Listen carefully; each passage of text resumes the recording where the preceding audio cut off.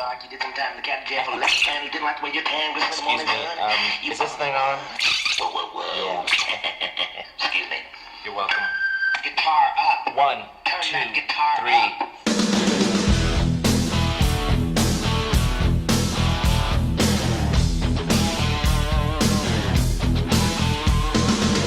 Hi, and welcome to In the Studio. I'm Redbeard, bringing you the stories behind the greatest rock and roll albums in history. Today, we'll go in the studio with the album that marked the reincarnation of one of rock and roll's most enduring bands.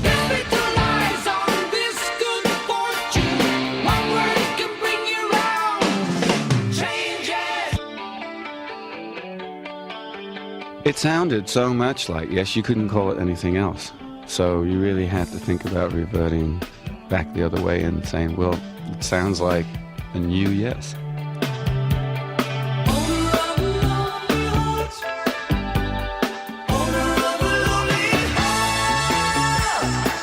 This is Tony Kaye. This is Trevor Rabin of Yes. You're in the studio for Minor 125. The history of Yes is long and complex. It's a saga that stretches over 25 years and an ever-changing cast of characters. Since 1968, when vocalist John Anderson and bass player Chris Squire first formed the band, there have been 10 different Yes lineups and a dozen different members. The only one who survived it all, who played on every Yes album, was its founder, Chris Squire. But by 1980, even Chris had had enough. The group disbanded, and the story of Yes had finally reached its end. Or so it seemed. 3 years later, unintentionally, Yes was born again, brought back to life with an album that would be the most successful in their history. It's called 90125. It was never meant to be a Yes album. When Chris Squire and drummer Alan White started playing with South African guitarist Trevor Rabin, they thought they were forming a new group. But then Tony Kaye, who had been the original Yes keyboard player, he joined, and finally, at the very last moment, John Anderson got involved. They hadn't meant for it to happen, but Yes was back.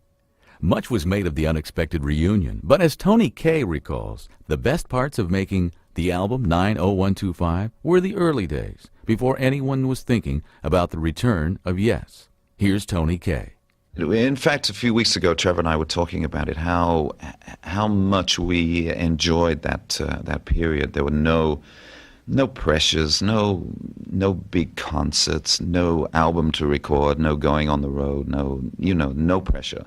It was just four guys playing, and it was one of the most enjoyable periods. Of course, Chris is an amazing bass player, and Alan, I'd always wanted to play with Alan because he's just the greatest drummer, and Trevor was fantastic too. So the band was really cooking. You can fool yourself.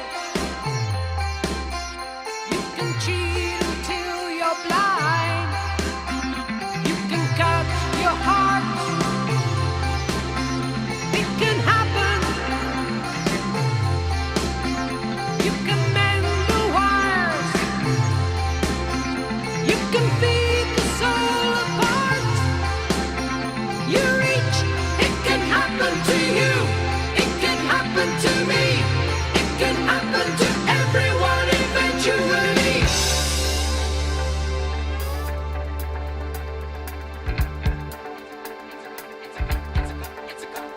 It's a constant fight. A constant fight. You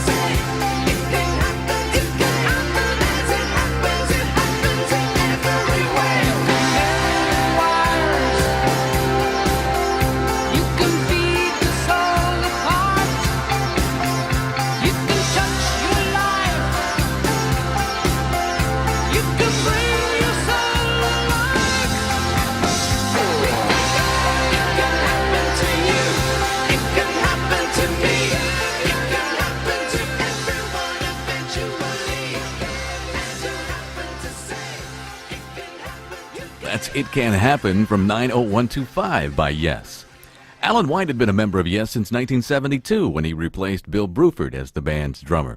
Now, when the band broke up in 1980, Alan and Chris Squire stayed in touch, working on new songs together, and in early 1982 almost forming a new group with a very famous guitarist, as Alan White recalls.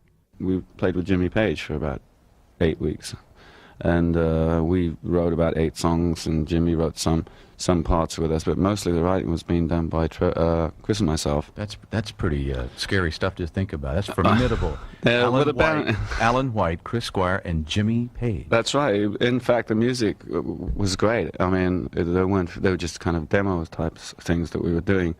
But I think in the end, management got into it, and the whole thing dissipated and fell to pieces. That's a shame. Which is when Atlantic Records, they called someone from Atlantic Records, called up and said, we have this guy, Trevor Rabin, who we think you might be interested in playing with. And they flew him to England, and we just had one jam, really, in Chris's basement studio, and it was starting to sound real good. And that was the real birth of what was going to be called cinema. Trevor Rabin was, in everyone's estimation, a star in the making. A native of South Africa, his father was a violinist in the Johannesburg Symphony. Trevor had moved to England in 1978 and immediately found himself working with such luminaries as Manfred Mann, Jack Bruce, and Ray Davies of the Kinks. I asked how he had first hooked up with Alan White and Chris Squire. Meeting up with Chris and Alan was really, there's nothing romantic about it. Basically, I had been sending tapes out to record companies to realize a solo contract. And Atlantic Records had heard the tape, and obviously were working with Chris and Alan to find people to work with. And Chris and Alan had been working with Jimmy Page, and there was talk of working with Frampton and a couple of people. And they heard my tape. And so it's really quite simple. This guy from the record company found. In fact, he called me and he said, "There's 2 bands I want you to join on my machine." I thought, well, that's a bit peculiar. What do I do? Get another player and just delegate where I want him to go? And Keith Emerson was getting a band together, and so was at the time, and so was Chris. Somehow it led to Chris's way, which I was very happy with, because we've had a lot of fun. Tony Kaye had been the original Yes keyboardist. He'd left the band in 1971 and was replaced by Rick Wakeman. Tony was living in Los Angeles in 1982 when he got a call from his old friend, Chris Squire. Hadn't really been playing that much, playing in the studios and whatever, and I'd been producing a couple of unknown acts in Los Angeles and playing sessions and doing sessions with them and whatnot. So I said, fine. And he said, we met this guy, he came over to England to play with Asia, and he didn't really like it, but we bumped into him, and but he lives in Los Angeles too, and he said, you'll probably meet him at the airport. So I went to the airport, and there was Trevor, and we got on the plane and talked about music the whole time, from Los Angeles to London. Just had an immediate rapport. Yeah, it was great, and we got into a very dark and dismal, rainy winter in London, got into a car and went straight to a studio and played, straight off the plane.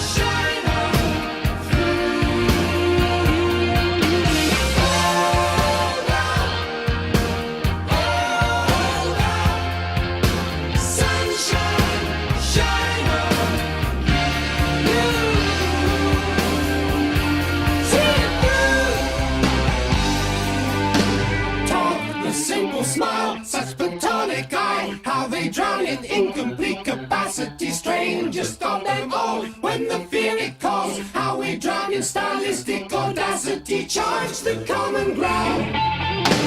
Round and round, we live in gravity shake. We shake so hard, how we laugh so loud. When we reach, we believe in eternity. I believe in eternity. Hold up. Sunshine, take it to shine, see it through. Hold up. Hold up. Sunshine, baby, it shines, it's looking for you.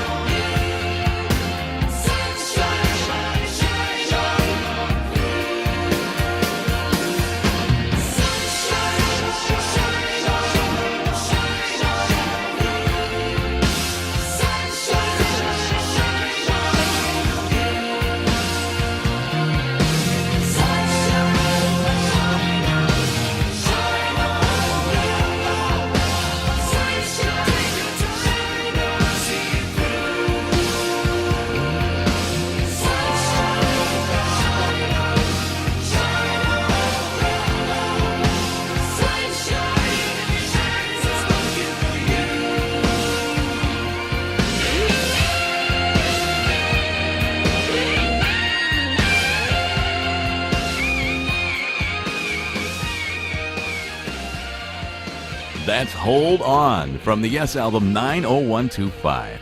Now, when we come back, we're going to find out how this new band that they called Cinema found itself transformed into a new version of Yes. I'm Redbeard, and you're in the studio for 90125. Welcome back to In the Studio, this week focusing on the making of Yes 90125. I'm Redbeard. When Chris Squire, Trevor Rabin, Tony Kaye, and Alan White started recording in the fall of 1982, they were calling themselves Cinema. The record was almost finished when a fifth musician joined the band. His presence changed everything, as Alan White explains. We were going to play new music, a new direction, but you still had the rhythm section from Yes, so you're going to have overtones of the band within that sound anyway. And the idea was to create this new band and kind of switch gear, as it were. And only after we'd laid down like 3/4 of the tracks that you hear on 90125, the backing tracks, and Trevor was actually thinking about starting to get into put vocals on, and the harmonies were being worked out, that Chris met John and in a pub, I believe, somewhere, and John said, "I've heard you doing some really good work. Maybe I could sing on a track." So John came down and tried singing on a track. And the initial thing was just maybe one song, right? Yeah, it sounded so much like Yes, you couldn't call it anything else. So you really had to think about reverting back the other way and saying, well, it sounds like a new Yes.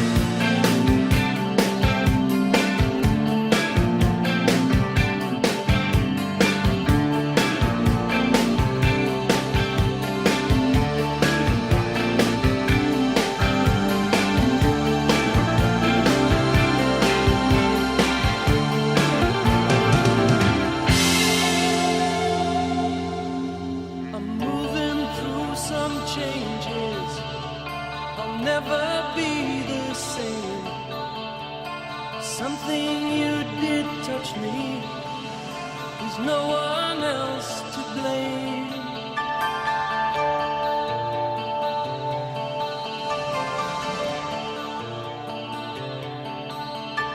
The love we had has fallen, the love we used to share. You've given up pretending as if you didn't care.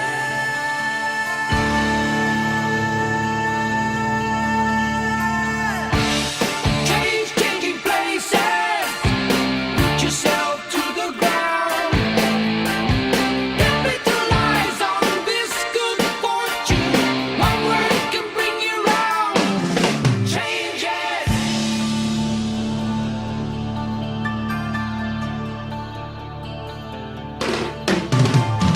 I look into the mirror, I see no happiness.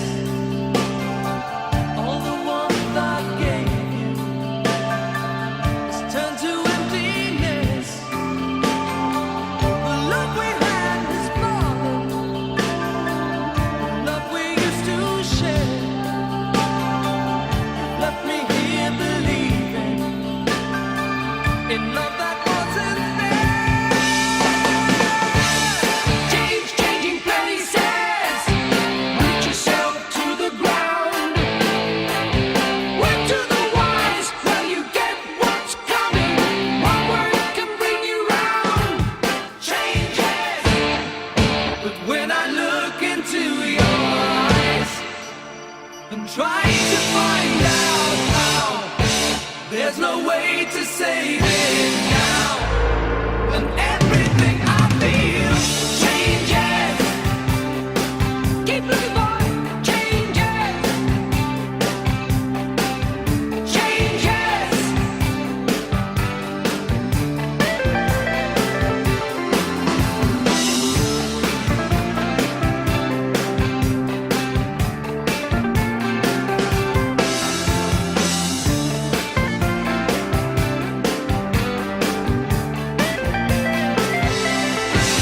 For some reason you're questioning why I always believed it gets better.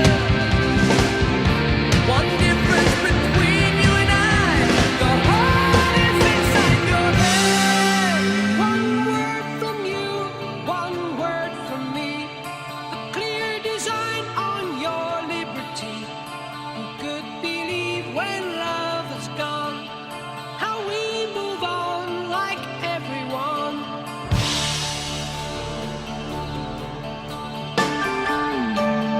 Only such fools, only such jealous hearts. Only through love changes come. Changing places, put yourself to the ground. Capitalize on this good fortune. One word can bring you round. Changes. One road to loneliness, it's always the same.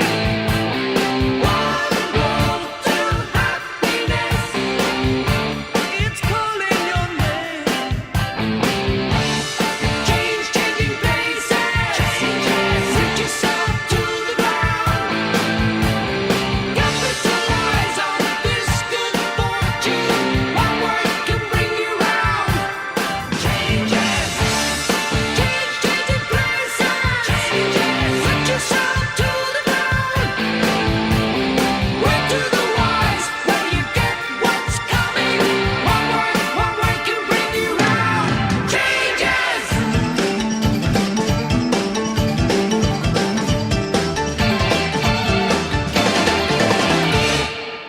That's Changes from 90125, originally written by Trevor Rabin, but with lead vocals by John Anderson. Rabin remembers what it was like when Anderson first entered the picture. There was parts of it which I felt were a little peculiar, because I was just so unaccustomed to hearing John singing my songs, obviously.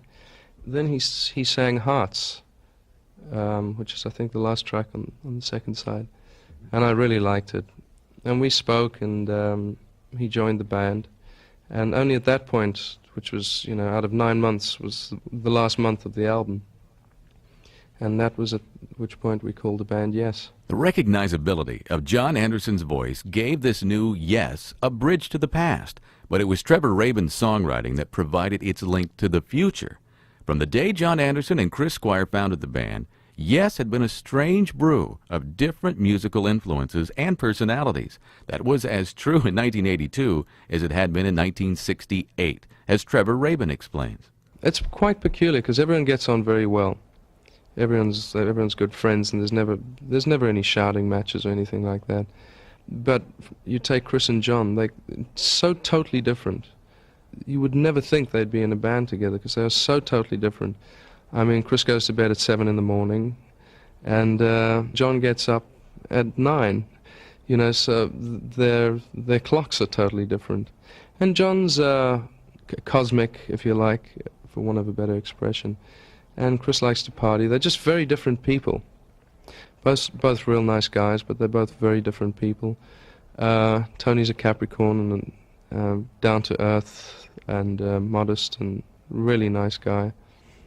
And Alan just loves to play the drums. So a lot of bands, there's a very tight kind of unit, and everyone does the same things. They all go to the same parties, and they all do the same things.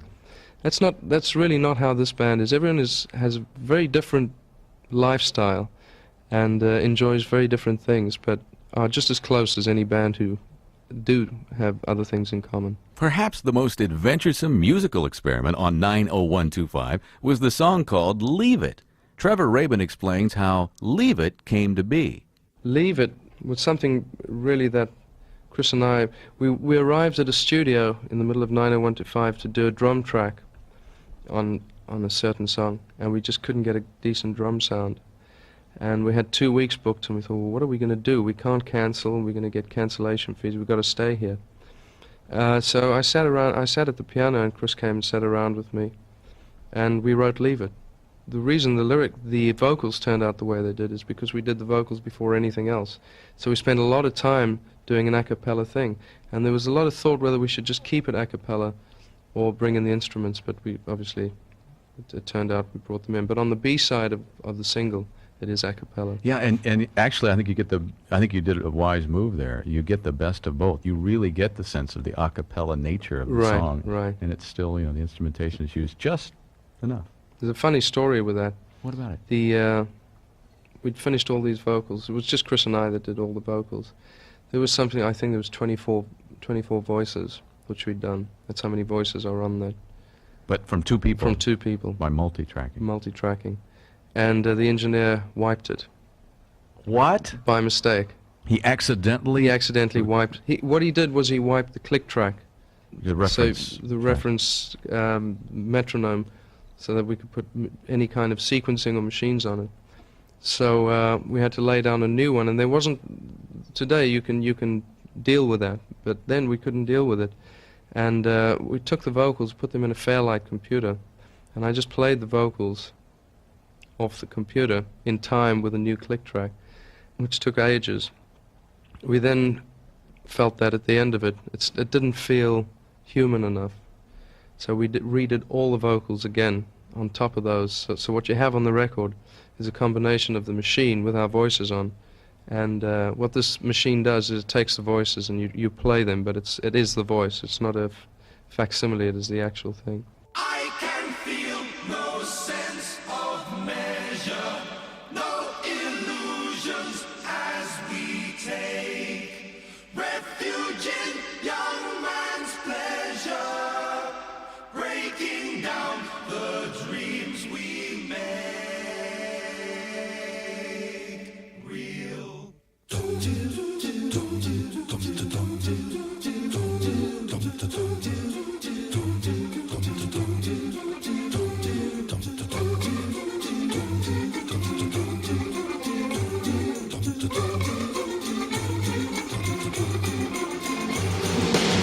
One down, one to go, another town, one more show. Downtown, giving away, but you never came back. No phone to take your place, do you know what I mean? We had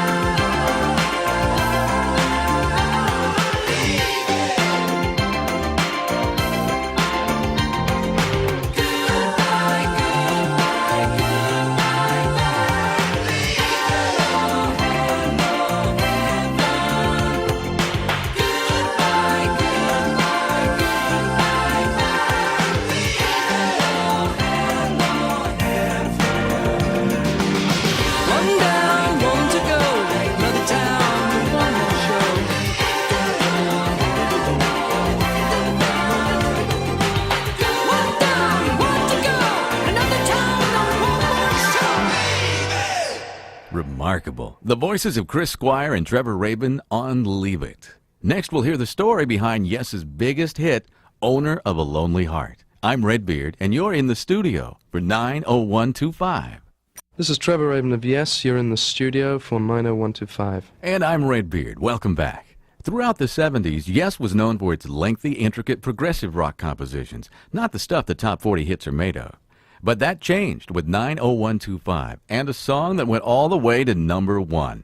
Here's the man who wrote it, Trevor Rabin. Owner of a Lonely Heart was something we never dreamed of doing. You know, I never thought of playing it to the band.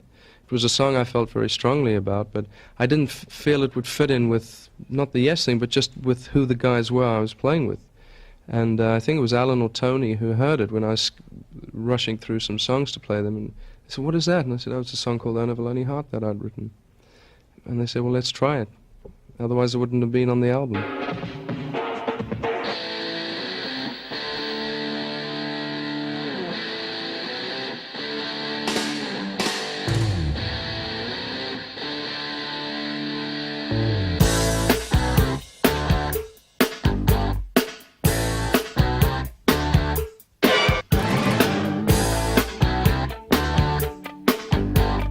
Move yourself. You always live your life, never thinking of the future. Prove yourself. You are the move you make. Take your chances, win or loser. See yourself. You are the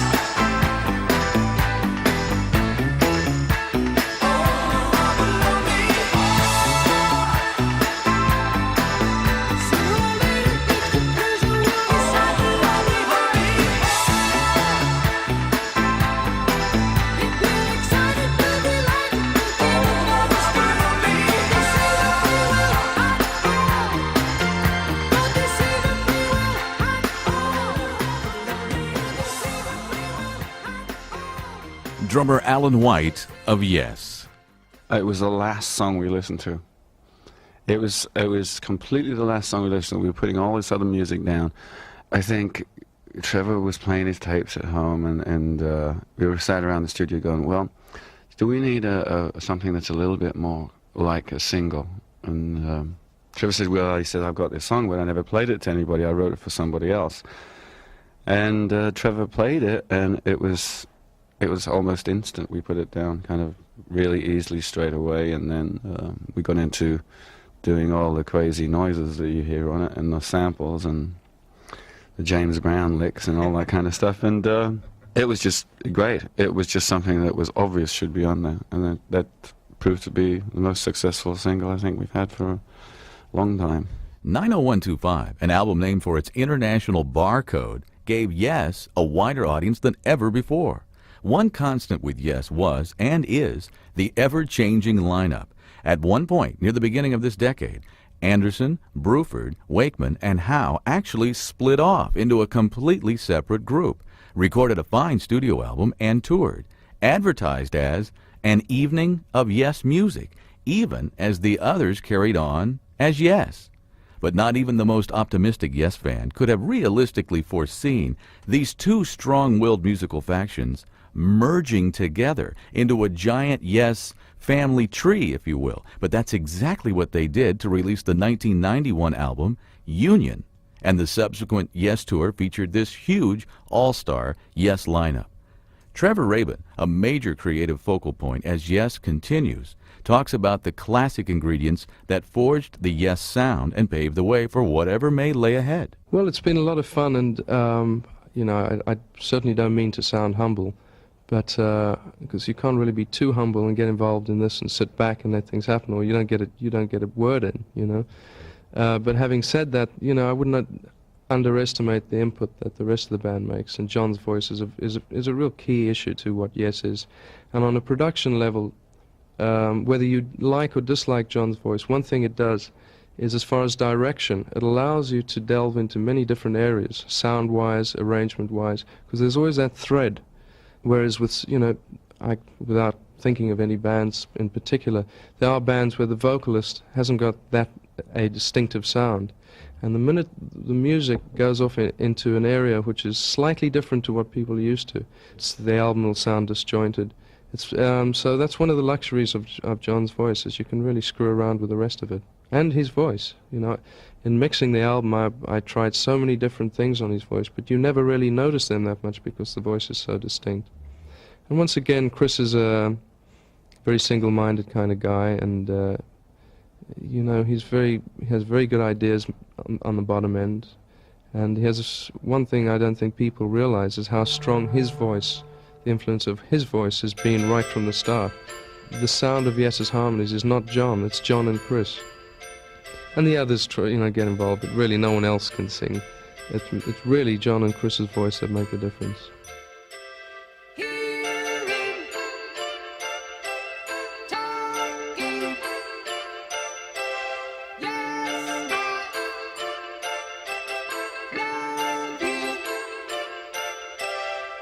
Set your heart sail on the river. Look around as you drift downstream, pouring souls into the ocean. Take account of all you've seen. One people together, freedom for today. So easy, the future, so see the children's way.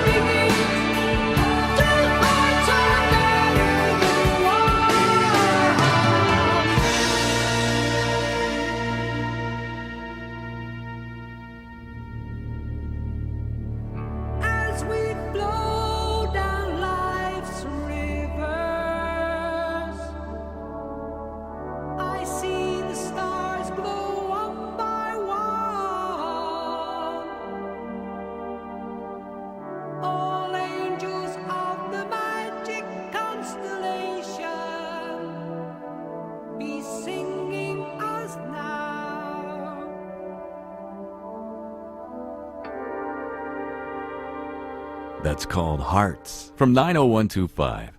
We'll be back in the studio after this.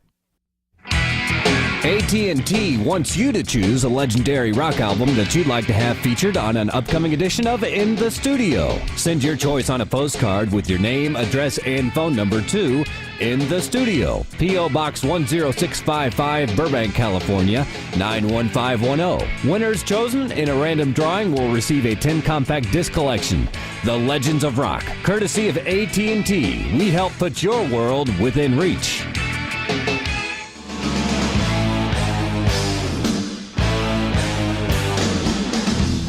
I'm Redbeard, and I'd like to thank Trevor Rabin, Tony Kaye, and Alan White for marking the 10th anniversary of the Yes album 90125. Watch and listen for new albums from Yes alumni, including the symphonic music of Yes and a live Anderson, Bruford, Wakeman, and Howe album, plus another Yes album coming soon.